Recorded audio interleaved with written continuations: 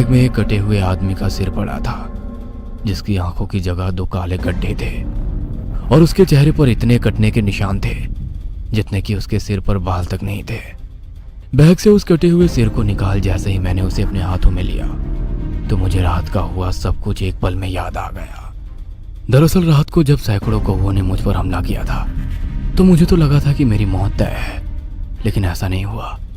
मेरी सांसें बंद होने के कुछ ही पल बाद एक झटके से मैं उठकर बैठ गया, मानो जैसे मुझे किसी ने गहरी नींद से जगाया था। और जागते ही मेरे पैर अपने आप ही गांव की ओर चल दिए। पर मैं अपने घर नहीं बल्कि किसी और के घर गया था। एक छोटी हवेली थी जो गांव के पीछे ही बनी थी।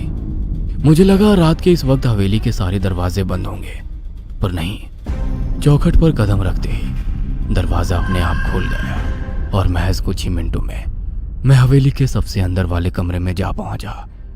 मेरे सामने एक आदमी खर्राटे मारकर गहरी नींद में सो रहा था, पर पता नहीं क्यों उस आदमी को चैन से सोता देख मुझे गुस्सा आ रहा था। एक अजीब सी बेचैनी मेरे खून में दौड़ने लगी थी और फिर बिना कुछ सोचे समझे मैंने उस शख्स को पीटना शुरू कर दिया। पहले तो उसकी पसलियां तोड़ी, फिर हाथ पैर की हड्डियों का भी चूरा कर दिया। मैं उसे नहीं पहचानता था, लेकिन इतना सब होने के बाद शायद उसे मेरे चेहरे पर किसी और का अक्स दिखाई देने लगा था। तभी तो वो मुझसे अपनी जान की भीख मांग रहा था और मेरे पैरों में गिर रोते हुए बार बार यही कह रहा था, मैंने जो रेशमा के साथ किया वो गलत था। तू मुझसे मेरा सब कुछ ले ले, बस मेरी जान बख्श दे। तू कहे तो मैं पूरे गांव के सामने अपना जुर्म कबूलने को तैयार हूँ। बस मुझे जान से मत मार, मैं तेरे प्यार पकड़ता हूँ। मेरी पत्नी पेट से है, मेरे अलावा उसका इस दुनिया में कोई नहीं है, मुझे छोड़ वो। इससे पहले वो शख्स अपनी बात पूरी करता, मेरे एक इशारे पर आसमान में उड़ रहे सैकड़ों कौवे उस शख्स पर टूट पड़े और जिंदा ही उसके जिस्म से मांस नोच कर खाने लगे। पहले तो दर्द में चीखा, लेकिन जब कौवों ने उसके हलक से उसकी जुबान तक नोच डाली तो महज वो एक सिसकिया ही लेता रहा। और जब उसके जिस्म में आखिरी सांस बची थी तब मैंने गुस्से में अपने दांत भींचते हुए उसका सिर धड़ से अलग कर दिया। हाँ दोस्तों, मेरे बैग में जो कटा हुआ सिर था उसे उखाड़ने वाला हैवान कोई और नहीं बल्कि मैं ही था। यह भयानक मंजर सोच मैं डर गया था। इतनी हैवानियत मुझ में कहां से आई? मैं दरिंदा कब से बन गया था और एक खूनी भी? नहीं नहीं नहीं नहीं नहीं रोमी, पुलिस को अगर पता चला कि इन सब के पीछे तू है तो भविष्य शुरू होने से पहले ही खत्म हो जाएगा। खुद से कहते हुए मैंने उस कटे हुए सिर को वापस से अपने बैग में ये सोच कर रख लिया कि यह सबूत किसी के हाथ ना लग जाए। मैं इस सोच से डर गया था। फिर किसी तरह खुद को शांत कर मैंने बैग से बचे हुए कपड़े निकाल उन्हें पहने दौड़ता हुआ अपने गांव को चल दिया। पर गांव में पहले से ही अफरा तफरी थी, किसी बात का हल्ला हो रहा था।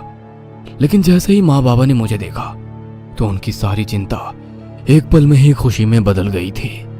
माँ ने तो मुझे देखते ही सीने से लगा लिया और बाबा की आंखों में भी खुशी के आंसू उतर आए थे। कुछ देर आराम करने के बाद जब मैंने माँ से पूछा कि गांव में ये किस बात की अफरा तफरी है तो माँ ने बताया कि मुखिया के घर में उसके छोटे बेटे की लाश मिली है, वो भी सिर कटी लाश। मैंने जैसे ही ये सुना मैं डर कर तुरंत ही उठ खड़ा हो गया, क्योंकि मुझे पता था कि जो लाश मिली है उसका सिर इस वक्त मेरे ही बैग में पड़ा है। पर इससे पहले मैं कुछ कहता, माँ ने कहा, वैसे अच्छा ही हुआ मुखिया के बेटे के साथ जब से शहर से आया था पूरे गांव वालों की नाक में दम कर दिया था। गांव की बहू बेटियों पर हमेशा ही बुरी नजर रहती उसकी। वो इंसान नहीं दरिंदा था, दरिंदा। माँ की बातों से मुझे एक अनजान कहानी की बू आ रही थी और जब माँ से मैंने पूरी बात जानी तब मुझे सारा मामला साफ साफ समझ आ गया था। दरअसल 1.5 साल पहले मुखिया के बेटे ने गांव के ही एक आदमी भोला की बहन से प्यार का नाटक किया और बिना शादी किए ही उसे मां बना दिया। यह बात जब भोला को पता चली तो उसने मुखिया के बेटे को अपनी बहन से शादी करने को बोला, लेकिन उनका बेटा पहले से ही शादीशुदा था। फिर धीरे धीरे बात पंचायत में पहुंची, पर भोला को इंसाफ नहीं मिली। फिर एक दिन खबर आई कि भोला की बहन ने खुद को अपने ही खेत में आग लगाकर मार डाला और उसके कुछ दिन बाद ही भोला की लाश भी उसी खेत में एक पेड़ से लटकी मिली। सभी को यही लगा कि बदनामी के डर से दोनों भाई बहन ने आत्महत्या कर ली है, लेकिन ऐसा नहीं था। दोनों भाई बहन को जान से मारने वाला मुखिया और उसका छोटा बेटा था। फिर क्या था, उस दिन से मुखिया का काल शुरू हो गया। उसके घर में रोज कोई ना कोई मरने लगा। मुखिया की लाश भी सड़ी हुई हालत में उसी खेत में मिली जिसमें उसने दोनों भाई बहन को मारा था। अब बस उसका छोटा बेटा ही जिंदा था और उसका हर्ष तो उसके बाप से भी बुरा हुआ। कम से कम मुखिया के सिर कंधों पर तो था, उसके बेटे पर तो वो भी नहीं है। सारी कहानी जान मैं समझ गया कि मेरे साथ जो कल रात हुआ उसे करने वाला भोला ही था, और भोला ने ही मेरे शरीर का सहारा लेकर अपना अंतिम बदला ले लिया था। यह सब सोचते हुए मैंने अपने हाथ में अपना बैग पकड़ा और छत पर जाकर अपनी आंखें बंद की और कौओं का आवाहन किया, और उनके आने पर मैंने अपने बैग से कटा हुआ सिर भी निकालकर उन सैकड़ों कौओं के हवाले कर दिया।